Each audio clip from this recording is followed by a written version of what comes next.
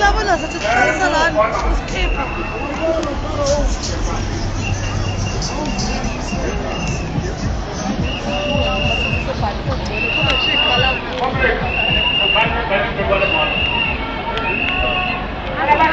Kabuyele ngale ngasemuva ngala.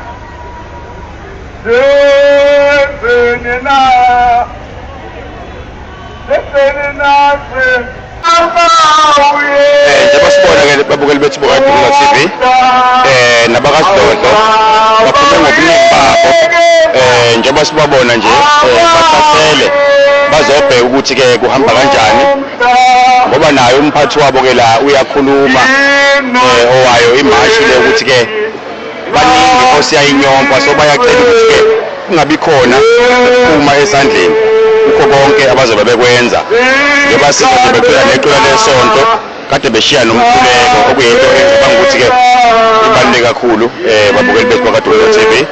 Siyabonga nje basanithembisa sonithulela indaba sizoba nani ekusukeni nasekugcineni kwalo udaba lolu namhlanje la eThekwini elisuka ngaseyindaweni yase DUT. Siyacela ukuthi lo suku namhlanje lasozwakalisa khona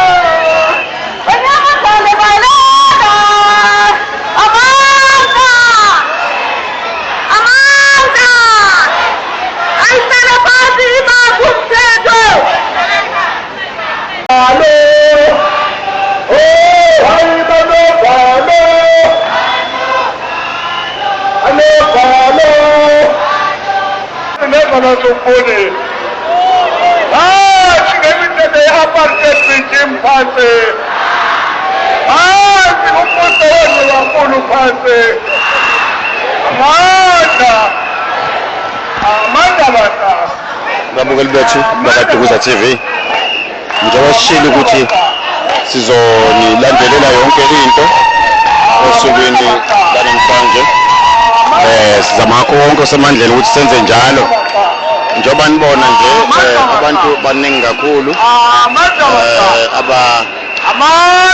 zobungazo wale mashi noma abazomasha ngale mashi banibuka namaqembu nakho yale asazi ukuthi basukaphi bagcina akubonakali lutho ngendlela abantu abaningi ngayo khombisa ukuthi belu baningi abantu abahluphekile nabahluphezekile nabantulayo nabahlala emjondolo eSouth Africa ngoba bonke labantu abala bangabantu abahlala emjondolo bazolwela abantu amalungelo asemjondolo njengoba sazi ukuthi ke uhulumeni wethu kunomthetho afuna ukuthi awuphasise abazolwa nawo ke lo mthetho ukuthi kuqedwe imjondolo.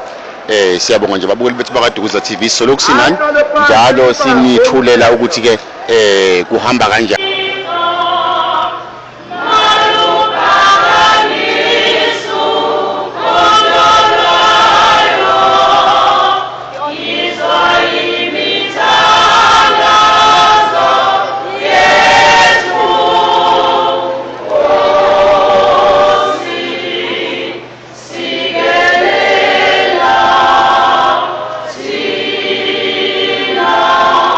Lusa por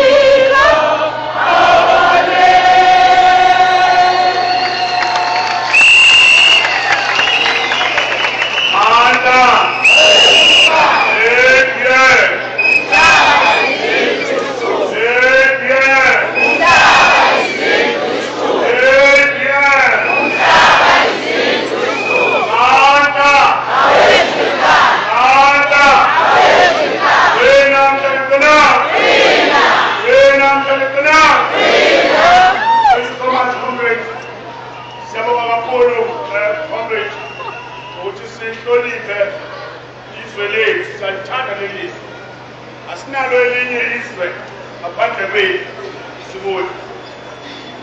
Mongameli, sinentokozo enkulu into yokuba abahlali eForkas eMpumalanga nabo sebefikile bahlali namhlanje. Nabo bakhona lapha kwi-Department of Human Settlement eForkas bayodlulisa i-submission khona. eJohannesburg nakhona mongameli sesitholile abahlali sebeme phambi kwayo umnyango we-legislation nabo beyakusekhona sona lekhalo ekuyingalo ngizonikezela comrade Nobhala uKapela ezosinika i-direction ukuthi masisuka lapho siyakhona. Anda! Anda! Pina, mhlalo semjolo pina! Pina! Abash, capitalism abash! Abash, capitalism abash! Abash! Phambili ngomzabalazo wabasebenzi phambili! Phambili! Phambili ngomzabalazo wabantu abahlulekile phambili! Phambili! Phansi nge-Pi amendment please phansi! Phansi! Phansi ngomthetho wobandlululo phansi! Phansi ngomthetho ozodiliza amakhaya ethu phansi. Phansi ngabantu abafuna ukubuyisela kubandlululo phansi. Siyabonga abahlali, siyabonga amamashana. Yenze umsebenzi omuhle, ngicela bahlale izandla abahlali. Sibonge kwi-South African Police, asijwayele ukubonga. Kodwa namhlanje siyabonga lo befuna ngesithi kosa labafundi epoliseni lasibekezelela sasafika la sikhona. Umbutho-ke wabahlali umbutho okwakhiwe phansi kwesisekelo senhlonipho. Siyavele discipline. Le mashi bengayona imashi yokucwasa abantu bangaphandle. Lena bekuyimashi yokuzolwa nomthetho ofuna ukuzosilizela amakhaya ethu. Ngoba thina siyazazi isitha sethu. Angeke thina size sikhoshwe kube sengathi abantu bofika yibona abenza ukuthi sihlupheke especially kahle kamhlophe ukuthi sihluphekiswa ngamabomu kuyashaywa imithetho yobandlululo. Namhlanje uhulumeni we-ANC usehlangane ne-DA wahlangana ne-Patriotic Alliance wonke lama-conservatives abantu abazonda abantu abamnyama ama-apartheid apologists abantu abafuna ukuthi i-apartheid ibuye bafuna manje ukuzoshaya umthetho bashintshe umthetho owabekwa ngo-1998 ureplace umthetho wobandlululo obizwa nge-Prevention of Illegal Squatting. Wakulicala ukuthi umuntu omnyama ngesikhathi sobandlululo abe nendlu nendawo yokuhlala emadolobheni. Uhulumeni wobandlululo wayevumelekile ukuthi angene adilize noba kanjani endaweni ehlala khona abantu abamnyama afakana nayo. Ngo-1998 kwashintshwa lo mthetho kwathiwa nabantu abamnyama abayi-working class bane-right yokuthi beze endaweni zasemadolobheni. Umuntu ofuna ukukhipha umuntu emhlabeni wakhe noma wahulumeni noma wamasipala noma yilabo bebizwa ngama-private land owners kufanele baqale enkantolo enkulu yaseNingizimu Afrika bacele